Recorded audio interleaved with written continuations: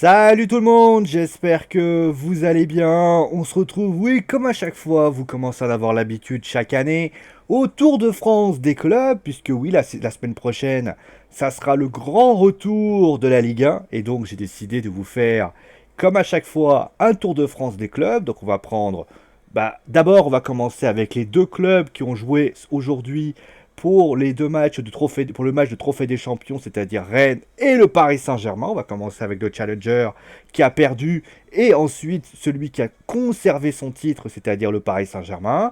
Et puis après, on va faire les 18 autres clubs de Ligue 1. On va commencer avec Amiens, on fera bien sûr Bordeaux, on fera Lyon, on fera Marseille, et ainsi de suite, et ainsi de suite.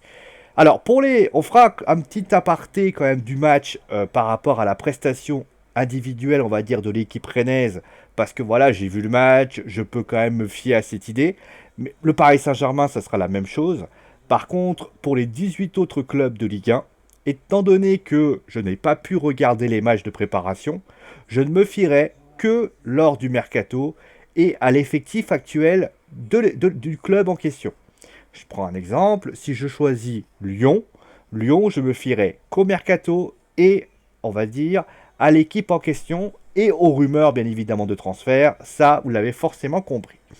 Donc, au niveau des transferts du côté de Rennes, on va noter tout de même deux arrivées importantes. L'arrivée de Flavien T, qui est arrivé pour 8 millions d'euros, et on a levé l'option d'achat du côté de Rennes pour Aubameyang. Alors, il ne jouait pas aujourd'hui puisque, vous le savez, il a été finaliste de la Coupe d'Afrique des Nations. Donc, comme Idrissa Gueye de l'autre côté, eh bien, il est en période de vacances. Il reviendra plus tard pour, bien évidemment, faire une préparation individuelle et ainsi de suite. Voilà, il rappelle que les deux ont été finalistes de la Coupe d'Afrique des Nations. Je l'ai dit il y a 5 secondes, mais vaut mieux le rappeler.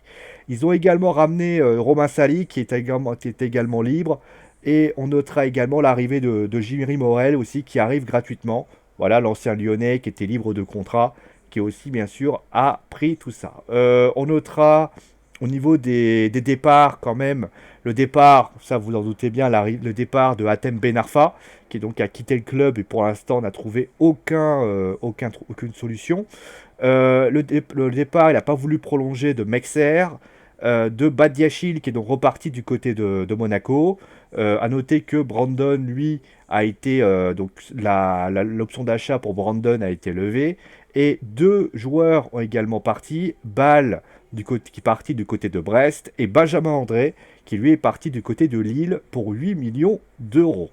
Quatre joueurs sont susceptibles de partir, donc Koubek qui depuis un certain temps serait pisté par le FC Porto. Ah, il y a Kevin Trapp qui est aussi dessus, hein, qu'on soit clair là-dessus, mais voilà. Ounou, le buteur justement d'aujourd'hui, qui lui a des pistes du côté d'Angers. Ben Sebaini serait du côté du Borussia Mönchengladbach. Et enfin, Watford serait du côté de Sarr. Alors, Watford, c'est aux alentours de 20 millions d'euros, à peu près. Enfin, je crois que c'est 40 millions d'euros. Ben Sebaini, c'est 8 millions, à peu près. Je crois d'ailleurs c'est une dernière année de contrat. Et au niveau des arrivées possibles, on a parlé à un moment donné de Guano, mais pour l'instant pas de nouvelles puisque en fait les Rennais tenteraient de vouloir récupérer gratuitement Laurent Koscielny, le joueur d'Arsenal. Malheureusement pour le moment, pas d'informations claires et précises. La raison est simple, c'est que Arsenal ne veut pas le libérer et pour noter également que Bordeaux serait sur le dossier et serait prêt à tout faire pour essayer de le récupérer. Lui également, d'ailleurs, il y a une délégation bordelaise qui est allée du côté de Londres pour tenter, bien évidemment, de convaincre les Gunners. Est-ce que ça sera suffisant ou pas? Ça, je ne sais pas. Mais en tout cas, voici les choses qui ont été faites. Donc, concrètement, qu'est-ce qu'on peut dire? Déjà, on va commencer par le match. Comme ça, à la limite, je finirai avec le mercato ensuite. Au niveau du match, il manquait Mbanyang. Donc, clairement, ça sera leur buteur de la saison.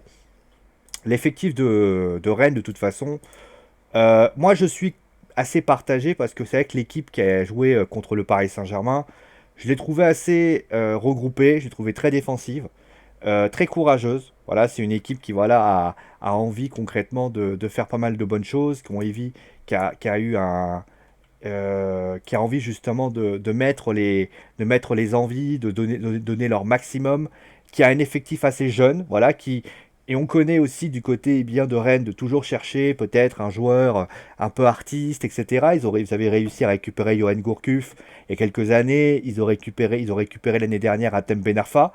Est-ce qu'ils vont réussir à faire un petit coup, voilà, à la Hatem Ben Arfa? Ça serait une bonne idée. Voilà, ça c'est aussi une réalité. Peut-être que là, leur coup, ça serait peut-être Laurent Koscielny. Ça peut être aussi une bonne idée, voilà, pour pouvoir bien asseoir la défense, du côté défensif, faire avancer justement l'équipe à un niveau beaucoup plus intéressant. Maintenant, qu'on soit clair là-dessus, oui, c'est vrai que c'est une réalité, ce que je viens de vous dire. Maintenant, la réalité aussi, c'est qu'il y a beaucoup, beaucoup de rumeurs de départ du côté de Rennes. Je les ai cités tous les quatre. Koubek, qu'on a vu très bon du côté du Paris Saint-Germain. Ounou, bon, a priori, Angers, bon, Ounou n'est pas vraiment un joueur qui intéresse beaucoup, mais quand même, il a joué beaucoup, il a été très intéressant. Angers Leveux, c'est quand même un bon joueur. Bessé Baini, voilà, ils essaient de le faire prolonger, ils n'y arrivent pas. Est-ce que Borussia Mönchengladbach va essayer de récupérer ce joueur qui est plutôt bon et qui a fait une bon qui a pas joué, je crois d'ailleurs, Bessé Baini, je crois qu'il a pas joué puisqu'il était algérien, donc il a pas joué. Et Ismail Assar, bah, c'est un peu le même délire. Voilà, il a pas joué puisqu'il était sénégalais, donc voilà. Donc c'est quand même des joueurs qui certes qui ont manqué dans ce match, là où clairement il y avait besoin de fraîcheur, il y avait besoin peut-être de tenir la balle, bah, ces joueurs-là, ils y ont manqué. Et ça s'est vite ressenti du côté eh bien, de ce match. Et c'est peut-être ça la grosse inquiétude que je peux avoir du côté de ce mercato, c'est que Rennes a envie d'être ambitieux, hein, voilà, mais il faut pas oublier que Rennes va jouer l'Europa League, Rennes va devoir concrètement mettre les moyens pour avoir une équipe compétitive en Europa League. Alors certes, ça veut dire quoi, Eric, équipe compétitive? Ça veut dire avoir quand même un banc intéressant.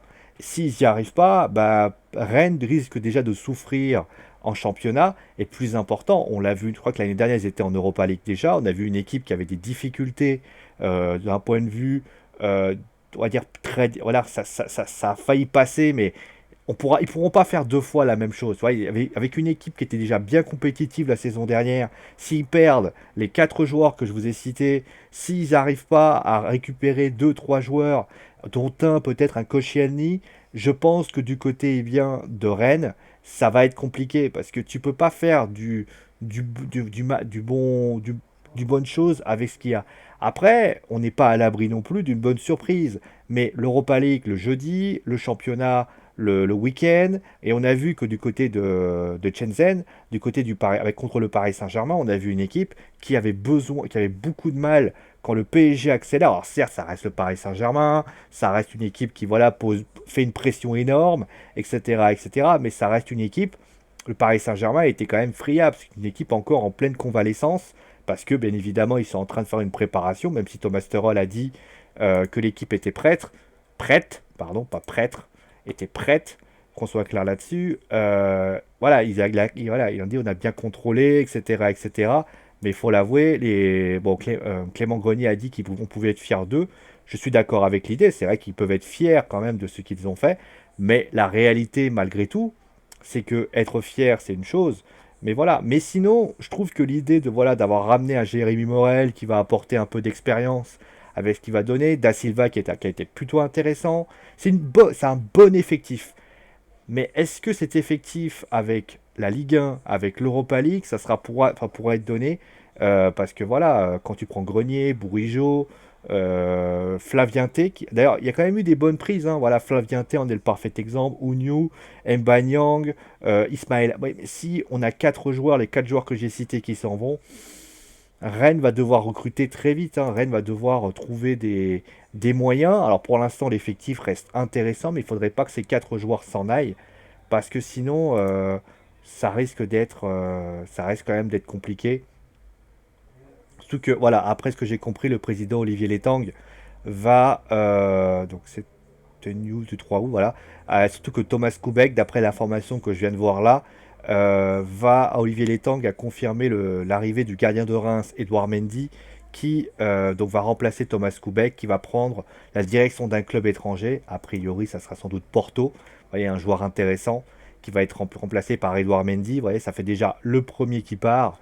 Ounou, Ben Sebaini, Sarr, c'est quand même des bons joueurs. Il va falloir garder, il va falloir vraiment faire des choses. Parce que là, c'est quand même un peu décevant. Alors certes, Mexer est parti, il a été remplacé par Morel. Encore une fois, hein, les noms qui ont été proposés du côté de Rennes sont pas des mauvais. C'est-à-dire, Niagnon, ça reste un joueur qui a quand même fait des belles choses. Koscielny, j'en parle même pas. Guano, c'est bien également. Ainsi de suite et ainsi de suite. Mais voilà, c'est une réalité, il va falloir faire mieux. Juste pour un petit avis du côté de Datem Ben Arfa, que j'ai trouvé au niveau du caractère, de l'attitude relativement ridicule, mais d'un côté, je suis même plus. Alors, je sais que je vais me faire des ennemis du côté des fans d'Atem Ben Arfa, mais quand on a un joueur enfin, une équipe qui vous a pris par la main et qui vous a, entre guillemets, donné les moyens de vous ressaisir, la moindre des choses, alors à Nice c'est particulier, on le sait tous, Nice c'était parce que Paris le voulait et que voilà, Nice c'était comme un accord.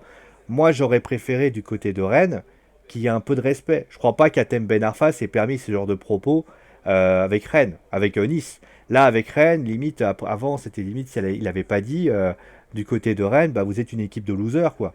Je veux dire, c'est pas normal. Je veux dire, c'est quand même une équipe qui a misé sur toi. C'est une équipe, et là, on le voit clairement.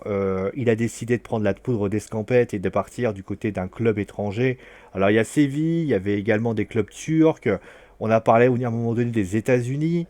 Mais j'ai envie de dire, là, vous voyez, il n'y a personne qui se bouscule pour lui. Ce qui veut dire peut-être que c'est un joueur.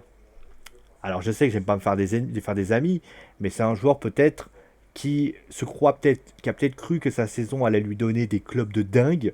Je rappelle que lorsqu'il était à Nice, on parlait à un moment donné du FC Barcelone. Donc il s'est peut-être dit, bah, on va taper un club. Séville aurait pu être bien, mais je pense pas que Séville viendra. Pas parce qu'il n'aime pas le joueur, mais parce que Séville a recruté Nabil Fekir. Donc je vois pas pourquoi il recruterait Atem Ben Arfa. Mais qu'on soit clair là-dessus, avec le comportement d'un joueur comme ça, Ray, il donne pas cette impression de qualité en tout cas. En tout cas, moi, si je suis entraîneur, en tout cas, si je suis dirigeant, quand je vois le comportement d'Atem Ben Arfa du côté de Rennes, bah moi, j'ai pas envie de le recruter, j'ai même pas envie de lui donner sa chance, bah, il va se débrouiller tout seul. Et ça serait quand même assez inquiétant. Bon, en tout cas, merci tout le monde d'avoir suivi cette vidéo. Bah, la prochaine vidéo, ça sera sur le Paris Saint-Germain. Et puis après, bah, on va suivre progressivement avec les 18 clubs de Ligue 1. Ça, vous commencez à avoir l'habitude. Allez, prenez soin de vous, amusez-vous bien. Et ciao tout le monde.